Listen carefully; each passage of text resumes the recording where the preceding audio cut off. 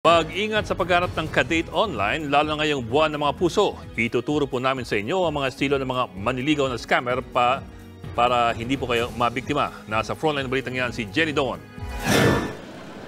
Single ka ba at ready to mingle na ngayong papalapit ang Valentine's Day? Takbuhan mo ba ang dating app o social media para mahanap si the one? Walang problema riyan, pero dapat hindi lang puso ang ingatan, kundi pati bulsa. Lalo't laganap ngayon ang tinatawag na love scam o relationship scam. Ayon sa Scam Watch Philippines, bagong modus ito ng online scammers na paiibigin ka para makapanghuthot ng pera. Sa talangan ng Cybercrime Investigation and Coordinating Center, nasa 15,000 ang mga nabiktima ng love scam sa loob lang ng huling 4 na buwan. Mas ma-effort na raw ngayon ang online love scammers kaysa sa mga totoong nanliligaw. Kung dati direkta siyang humihingi ng pera sa iyo, ngayon ang gagawin niyan, mag-o-offer yan ng investment. So investment opportunities, gaya sabihin niya, meron akong alam na pagkakakitaan, pwede bang hati tayo sa investment? Cryptocurrency. Pero mga fake platform yung ipapakita sa iyo.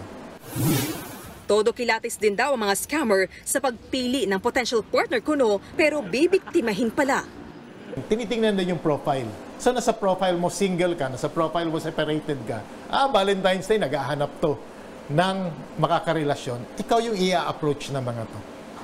So ang tawag din parang randomly targeted ka ng mga scammer na to. Kasi ang tinatarget ng mga to, mga mature women, 40 years old and above, yung mga nabibiktima. At isa pa mga nabibiktima dito, yung mga senior citizens na lalaki.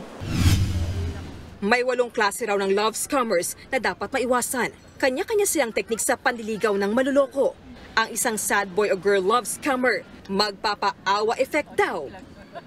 Nagkasakit yung kapatid, nagkasakit yung anak. At ikaw mismo, ang style nila, pinaparamdam yung guilt mo na gusto mong tumulong. Ikaw mismo ang mag-o-offer sa kanila ng tulong.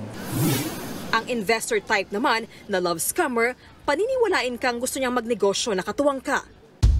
Ganyan ang nangyari sa 46 years old na si Alias Paul na nagoyo raw ng babaeng ito na nakilala niya online. Umabot sa 50,000 pesos ang naibigay niya sa kanyang nakamabutihan.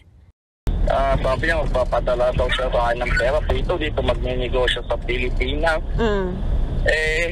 Siyempre kumagat ako. Wala naman. Na 1, 2, 3 ako. Na-scam. Wala na, sakit lang ng luba. Wala na magagawa, nandun na eh. Ayon pa sa Scam Watch Philippines, hindi masamang makipag-online date, pero dapat mag-unmatch na agad pag may red flags o hindi magandang senyales. Nagbabalita mula sa Frontline, Jenny Dongon, News 5. Mga kapatid, Ed Lingaw po, maging maalam at may pakialam sa mga napapanahong balita sa ating bansa. Para sa mas malalimang pagtalakay at paghimay sa mga issue at headlines, tumutok lamang at pag-subscribe sa social media pages ng News 5.